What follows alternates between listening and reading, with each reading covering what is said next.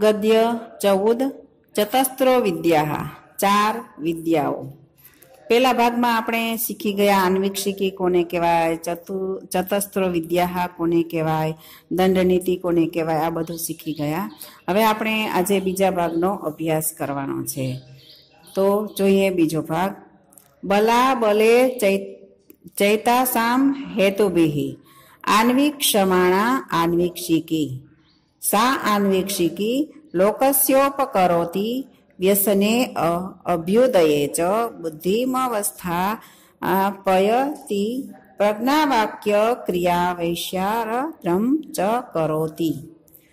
બાલા બલે એટલે સબળ અને નિર્બળ, એતાસામ એટલે આમનું, હેતુભિઃ ન્યાયથી તર્કથી, આન્વિક ક્ષમાણા પરીક્ષણ કરાતી તપાસ કરાતી, લોકસ્ય એટલે પ્રજાનું સમાજનું અને પ્રજાનું ઉપકાર કરવો તે ઉપકાર કરે છે। વ્યસને આપત્તિમાં એટલે કે પ્રજાની આપત્તિ હોય ત્યારે મુશ્કેલીમાં, અભ્યુદયે ઉન્નતિમાં પ્રગતિમાં, સુખાકારીની સ્થિતિમાં, અભ્યુદય એટલે ઉન્નતિમાં એની પ્રગતિમાં અને જ્યારે સુખાકારી સ્થિતિ હોય તેમાં, બુદ્ધિમાં એટલે નિર્ણયને વિચારીને,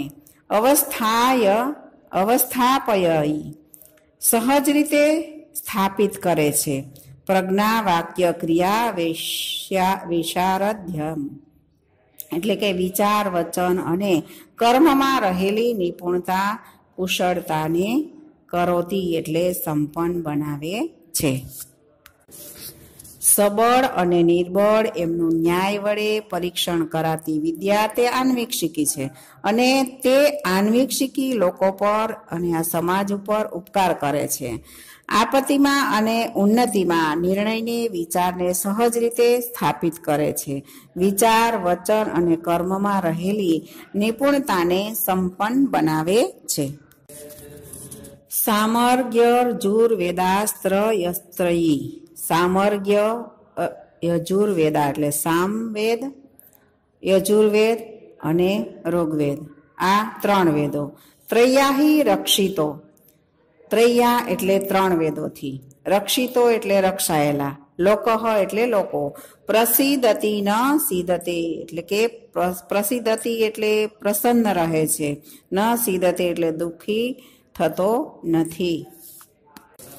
સામવેદ, ઋગ્વેદ અને યજુર્વેદ એ 3 ત્રયી છે।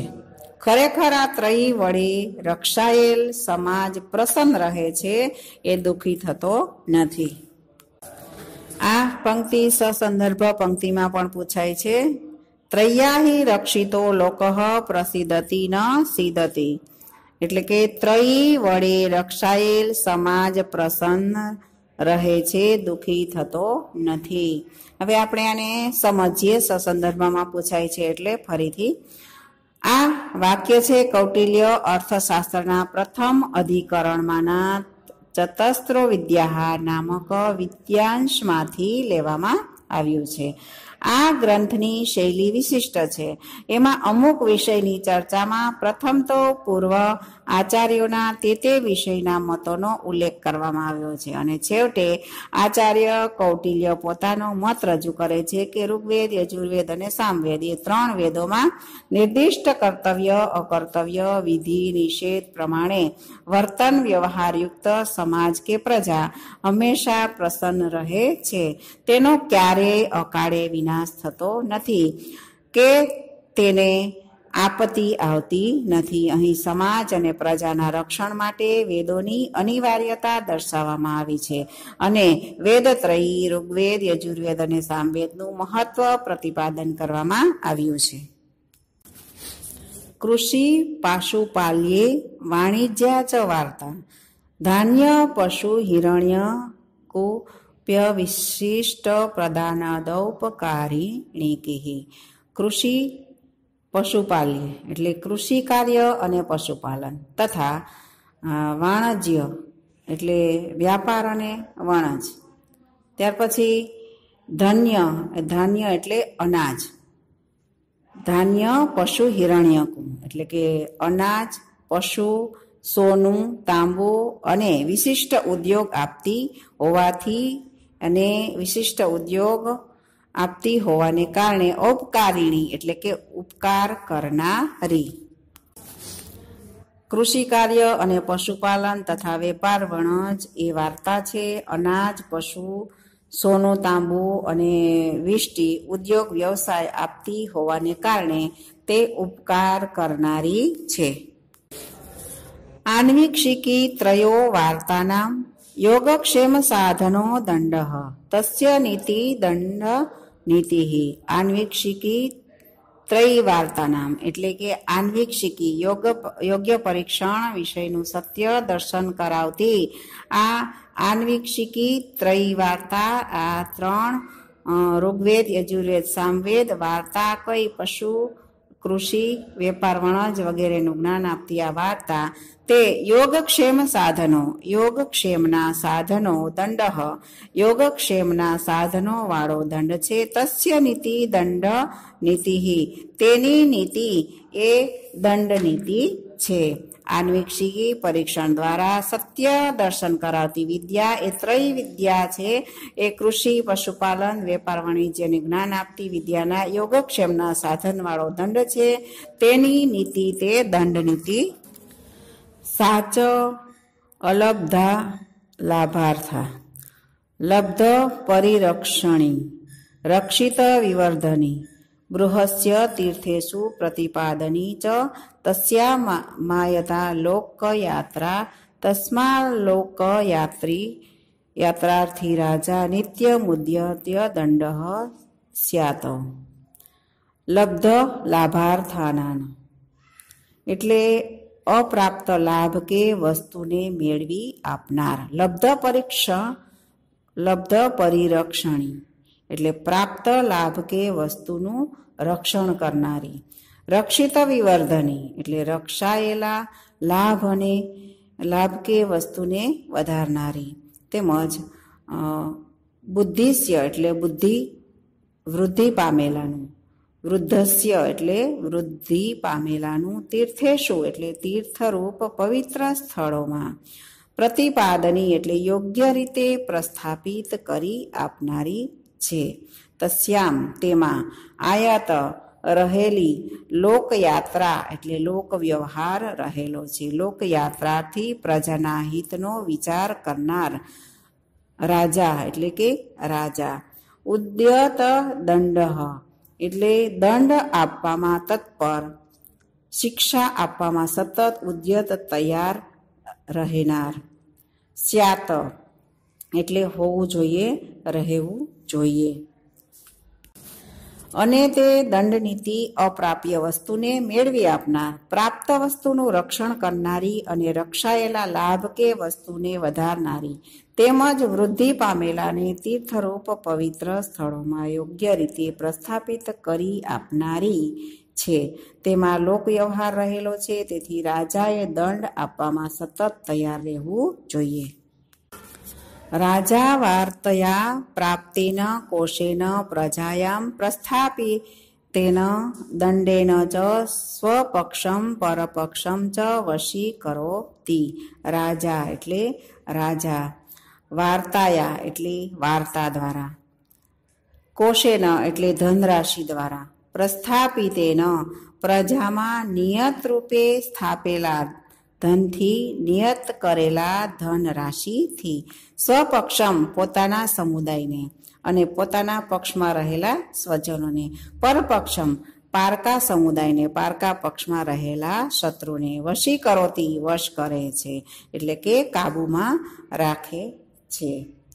રાજા વાર્તા વડે પ્રાપ્ત ધનરાશિ દ્વારા પ્રજામાં નિયત કરેલા ધનથી અને દંડથી પોતાના સમુદાયને અને પારકા સમુદાયને એટલે કે પારકા પક્ષમાં રહેલા શત્રુને વશ કરે છે. આન્વીક્ષિકીમ ત્રયી ચ વિદ્યામ શિષ્ટેભ્ય ઉપયુજ્યેત વાર્તામ અધ્યક્ષેભ્ય ઉપયુજ્યિત દંડનીતિમ વક્ૃત પ્રયોગૃભ્યઃ ચ ઉપયુજ્યિત. આન્વીક્ષિકીમ ચ એટલે શિષ્ટેભ્ય એટલે શિષ્ટ પ્રબુદ્ધ લોકો પાસેથી જેમણે વિવિધ વિદ્યાઓને યોગ્ય રીતે મેળવી છે તેવા લોકો પાસેથી. ફરીથી શિષ્ટેભ્ય શિષ્ટ પ્રબુદ્ધ લોકો પાસેથી એટલે કે જેમણે વિવિધ વિદ્યાઓને યોગ્ય રીતે મેળવી છે તેવા લોકો પાસેથી ઉપયુજિત પ્રાપ્ત કરવી જોઈએ, એની પાસેથી મેળવવી જોઈએ. અધ્યક્ષેભ્ય એટલે કે આ વાર્તાને કૃષિ વગેરે વાણિજ્ય વિદ્યામાં અગ્રેસર આગળ પડતા લોકો પાસેથી વક્તૃત્વ પ્રયોક્તુભ્ય એટલે કે દંડ અને નીતિને પ્રવચન અને પ્રયોગમાં કુશળ એવા લોકો પાસેથી પ્રાપ્ત કરવી જોઈએ. ઉપદેશ કરનાર અને તે ઉપદેશને વ્યવહારમાં લેનાર પાસેથી. આન્વીક્ષિકી અને ત્રયી વિદ્યા તેણે શિષ્ટ પ્રબુદ્ધ લોકો પાસેથી પ્રાપ્ત કરવી મેળવવી જોઈએ. વાર્તાને કૃષિ વગેરે વાણિજ્ય વિદ્યામાં અગ્રેસર લોકો પાસેથી અને દંડ નીતિને પ્રવચન અને પ્રયોગમાં કુશળ એવા લોકો પાસેથી પ્રાપ્ત કરવી જોઈએ. રાજા નિત્યમુદ્યત દંડ સ્થાય એટલે રાજાએ દંડ આપવામાં સતત તૈયાર રહેવું જોઈએ. રાજા પોતાની નૈસર્ગિક શક્તિ અને પ્રતિભાથી રાજકાર્યમાં સફળ થતો હોય છે, પણ જો તેને વધારે પ્રમાણમાં અને કાયમી ધોરણે સફળ થવું હોય તો તેણે વિદ્યાનો આશ્રય લેવો જોઈએ અને રાજાએ પ્રવચન અને પ્રયોગમાં નિપુણ એવા લોકો પાસેથી ઉપદેશ કરનાર અને તે ઉપદેશને વ્યવહારમાં લેનારની પાસેથી દંડ નીતિનું જ્ઞાન પ્રાપ્ત કરવું જોઈએ અને તેને પ્રયોગમાં લાવવું જોઈએ. ત્યાર પછી આપણે જોઈ ગયા કે આન્વીક્ષિકી ત્રયી ચ વિદ્યામ શિષ્ટેભ્ય ઉપયુજિત હોય એટલે કે આન્વીક્ષિકી અને ત્રયી વિદ્યા તેણે શિષ્ટ પ્રબુદ્ધ લોકો પાસેથી પ્રાપ્ત કરવી જોઈએ, મેળવવી જોઈએ. આ સસંદર્ભ પંક્તિમાં પૂછાય છે તો એને આપણે વિસ્તૃતથી સમજીએ કે આમાં અમુક વિષયની ચર્ચામાં પ્રથમ તો પૂર્વ આચાર્યોના તે વિષયના મતોનો ઉલ્લેખ કરવામાં આવ્યો છે અને અંતમાં આચાર્ય કૌટિલ્ય પોતાનો મત પ્રગટ કરે છે. કૌટિલ્ય અર્થશાસ્ત્રમાં માત્ર અર્થવ્યવહાર વિશેની જ ચર્ચા નથી, પરંતુ રાજા અને રાજાની ફરજોની પણ ચર્ચા છે. આ રીતે આ ગ્રંથ રાજનીતિ શાસ્ત્રનો પણ ગ્રંથ છે. રાજાએ પોતાના રાજકાર્યમાં સફળ થવા માટે પોતાની નૈસર્ગિક પ્રતિભા ઉપરાંત આન્વીક્ષિકી અને ત્રયી વિદ્યાનું જ્ઞાન પણ આત્મસાત કરવું જોઈએ. આન્વીક્ષિકી એટલે યોગ્ય પરીક્ષણ દ્વારા સત્ય દર્શન કરાવતી તર્ક વિદ્યા અને ત્રયી એટલે ઋગ્વેદ, યજુર્વેદ અને સામવેદ એમ 3 વેદોનું જ્ઞાન આપતી વિદ્યા. રાજાની ફરજ છે કે તેણે આન્વીક્ષિકી અને ત્રયી વિદ્યા શિષ્ટ પ્રબુદ્ધ લોકો પાસેથી પ્રાપ્ત કરીને પ્રયોગમાં લાવી કાર્યાન્વિત કરવી જોઈએ.